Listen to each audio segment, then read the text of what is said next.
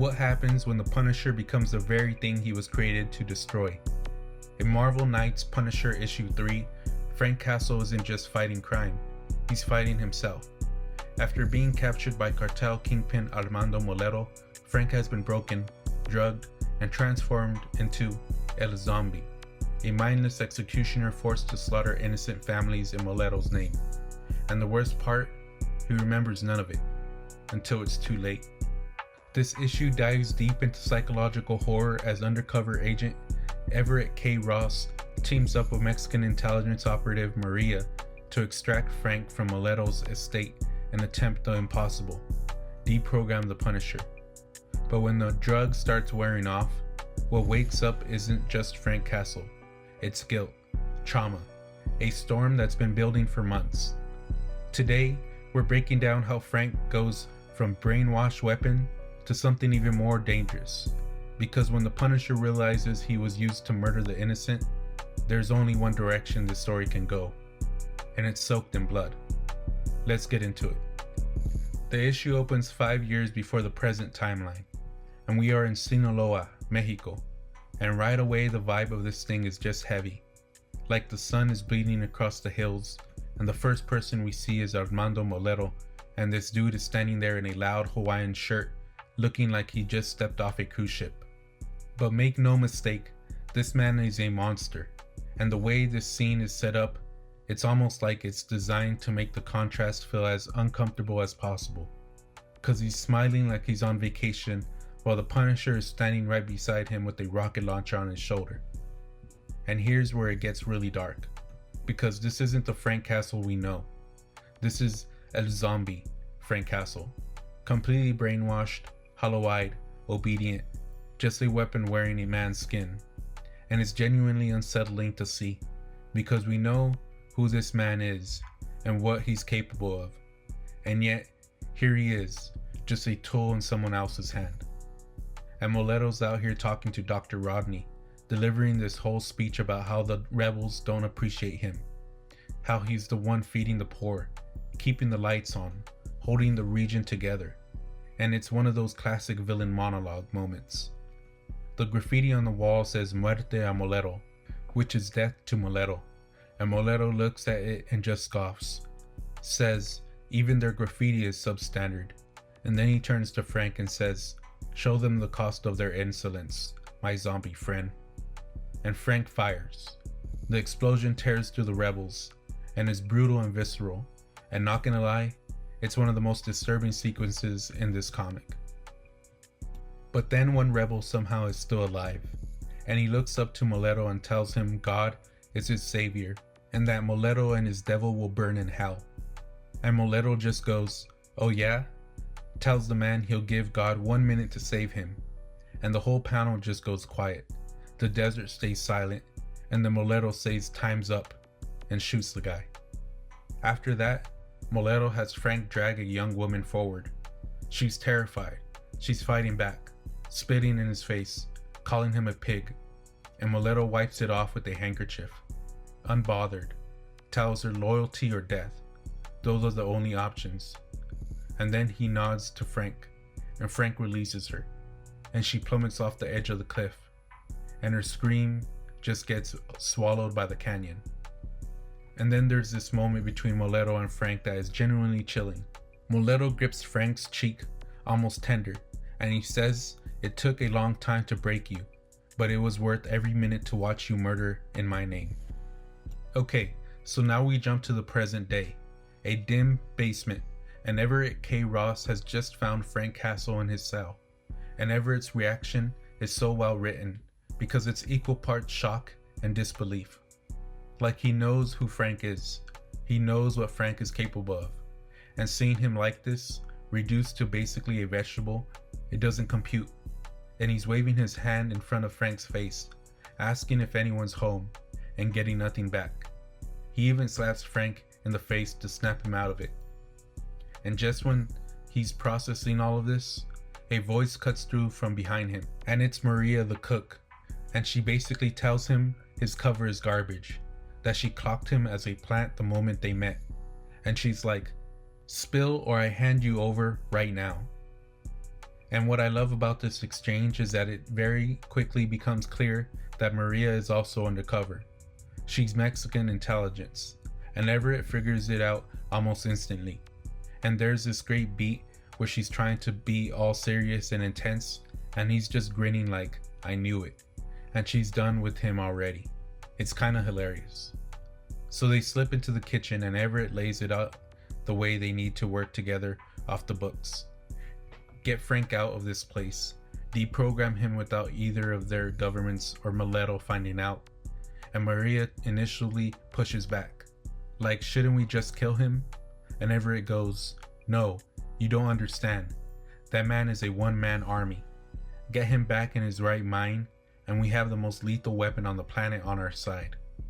And they shake hands right there. And it's one of those moments where you feel the weight of what they're signing up for. Because this is two undercover agents deep in the belly of Mileto's empire, making a bet that could get all three of them killed. Now we cut back to Mileto, who is now in the present day arriving at the National Palace with Fernanda. And there's this great exchange between them in the car, because Fernanda is just checked out.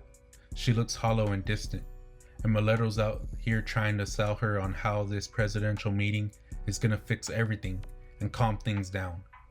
And she just hits him with, is it ever that easy? And he goes, blood and money go a long way. And she says, you really love the sound of your own voice. And you can just feel the tension in the marriage. It's been building for a while, and this issue really starts bringing it to the surface. Mileto tells her to make an extra effort tonight to not be a bitch. And the way he says it is cold and cutting. And it tells you everything you need to know about how he treats the people closest to him. Back at the basement, Maria and Everett are moving on their plan. And they've got 15 minutes before the lights come back on out front. And Everett's hella nervous, going back and forth with himself about whether this is the right move. But they don't have time for that. So he grabs the Z-drug spray and hits Frank with it and commands him as El Zombie to stand up. And Frank just rises instantly, stiff and robotic. And Everett whispers, it works, like he can't quite believe what he's seen. They get Frank up the stairs into a waiting car, and the driver is absolutely floored. He's staring at Frank like he can't believe this is real. And Everett goes, watch this, and commands Frank to quack like a duck. And Frank just goes, quack. So they get Frank out to this lonely desert cabin, and Everett's stuck out there alone with him, trying to figure out how to take care of someone who is essentially a human weapon on sleep mode. And the writing here is actually kind of funny in a dark way, because Everett's just pacing around listing all these questions, like, does he just go to the bathroom, or do I have to command him? And why isn't there a guidebook for this drug? And he even tries to get Frank to have a conversation with him, commanding a zombie to talk to him. And Frank's voice comes back low and hollow, just saying, I am death, I am a zombie. And Everett just stares at him and goes, this is gonna be fun. But then, back at the mansion, Mileto finds out Frank is gone, and he goes from 0 to 100 real fast. And there's this cold, brutal scene where he lines up the entire staff and asks who has information about what happened, and nobody says anything. So he just walks up to one of his own guys, a dude named Sid, who was literally with him the whole night, and shoots him in the head in front of everyone just to make a point. And that moment right there tells you exactly who Armando Mileto is. He is out of pocket in the most lethal way possible. Maria eventually shows back up at the cabin with supplies a few days later, and fills Everett in on what's happening. She tells him Frank should start showing signs of anxiety and restlessness first, that his memory is going to be cloudy, everything is affected, and she needs him watching Frank closely. And then she's getting in her car. She goes, oh, by the way, there's a price on your head now. They think you helped take El Zombie. Have fun, and just drives off. And Everett's left standing there in the desert wind with a ticking time bomb inside the cabin. And man, this is where it gets real, because days go by and Everett is just out there watching Frank tied to that chair, trying to figure out what's going on behind those eyes. And in this beautiful, quiet sequence, we get a glimpse into Frank's mind, his family, warm light, a world that's been gone for a long time. And Everett's out there talking to him, asking, "What do you feel? What do you see? Do you even remember what you used to be?" And the Cameron stays silent, but something shifts behind Frank's eyes, like a storm starting to gather. And then a week later, Maria comes back, and Everett looks like he hasn't slept in days. He tells her 2 days in a row Frank's been waking up screaming, drenched in sweat, having major nightmares. And Maria just says, "A man like that, with the life he's lived, how could he not?" And before they can say anything else, Frank just surges up, snapping the chair apart like a twig, and lunges at Maria. And it takes everything they've got to grab him, and he's wild and disoriented, screaming, "Where am I? Who are you? What do you want?" And just like that, he collapses unconscious, and they're both standing there breathing hard. Maria says, "He's out." Everett goes, "Thank God." Everett hog-ties Frank, and Maria raises an eyebrow at how fast Everett ties those knots. And he goes, "One of my exes. Long story."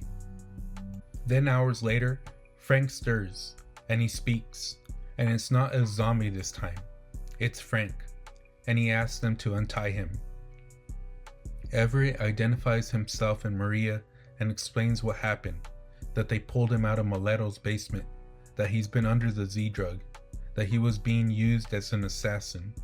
And Frank's listening, but his breathing is getting faster, and then he asks a question that clearly costs him everything to say. He remembers killing innocents, women, children, and asks if it was real. And the room just goes silent. Everett tells him he was drugged, he wasn't responsible, but Frank's already somewhere else in his head, and he goes still, reaches for a nearby gun, and puts it under his chin, and we cut. The next time we see Frank, he's in a safe house in Mexico City, a week and a half later, bandaged, barely able to move, and Maria is sitting beside him, walking him through everything, telling him it wasn't his fault, that Moleto pulled the trigger, not him, that the drug shuts down parts of the brain. No matter how strong you are, you can't fight it. And she slides these files over to him, files she risked her life to get, exposing Moleto's entire operation, every contact, every business, everything. And Everett comes in, sees Frank awake, and he's relieved. But he doesn't waste time. He goes right into it, telling Frank someone needs to take Moleto down. He's untouchable through normal channels, but getting to men like him, that's Frank's specialty. And Frank doesn't answer, but he doesn't need to, because we already know what the answer is. Across town, Agent K is sitting in a restaurant when her phone rings, and it's Everett, and she starts going in on him for going AWOL, and he just cuts her off, says he found the zombie killer. It's Frank Castle, the Punisher. And she's stunned, and before she can get her bearings, he hangs up, and she's left sitting there, and she makes another call and tells Moleto that there's trouble, that their cook is the one who stole his weapon, and to find her, and you'll find the Punisher. And just like that, the trap closes. Moleto sends Doc Rodney to get the henchmen to find Maria and her husband, and he's ready to burn everything down to get Frank back. And we end at the safe house, where a doctor has just finished taking the bandages off Frank's face.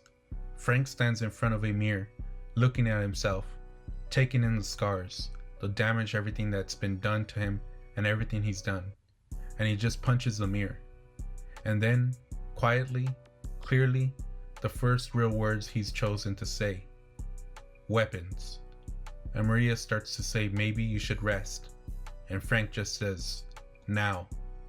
They head into the armory, and we get one final glimpse inside Frank's mind. And it is fire. It is purpose. It is a storm that's been gathering the whole issue, finally breaking. And the last line the Punisher says before the page cuts to black is, "I am death, and I'm going to end them all." So here's where issue 3 leaves us.